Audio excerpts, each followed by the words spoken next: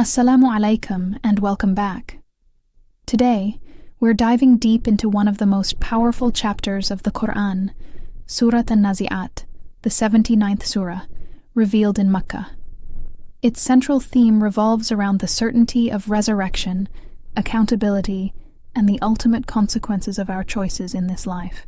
The name an-Nāziʿāt, which means those who pull out, comes directly from the very first verse and sets a dramatic tone for the entire chapter. The surah begins with a series of profound oaths.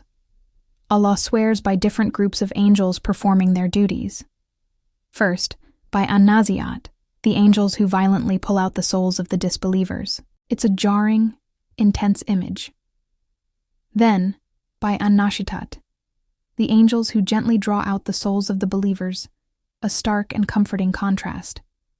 Following this, Allah swears by the angels who move swiftly, who race to fulfill His commands, and who manage the affairs of the universe as He has ordained. Why start with these oaths? To establish a fundamental truth. Just as the angels carry out their tasks with absolute precision, the Day of Judgment is an undeniable, unstoppable reality. Then, the surah shifts our attention to the Day of Resurrection itself. It describes a day when the first blast of the trumpet will cause everything to shake violently. This will be followed by a second blast, and in an instant, all of humanity will be resurrected. On that day, hearts will be pounding with terror, and eyes will be cast down in humility and fear. The surah captures the disbelief of those who mockingly asked, "Will we really be brought back to life after we've become bones?" Allah's response is swift and decisive.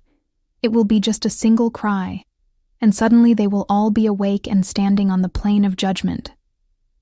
This emphasizes how effortless resurrection is for Allah.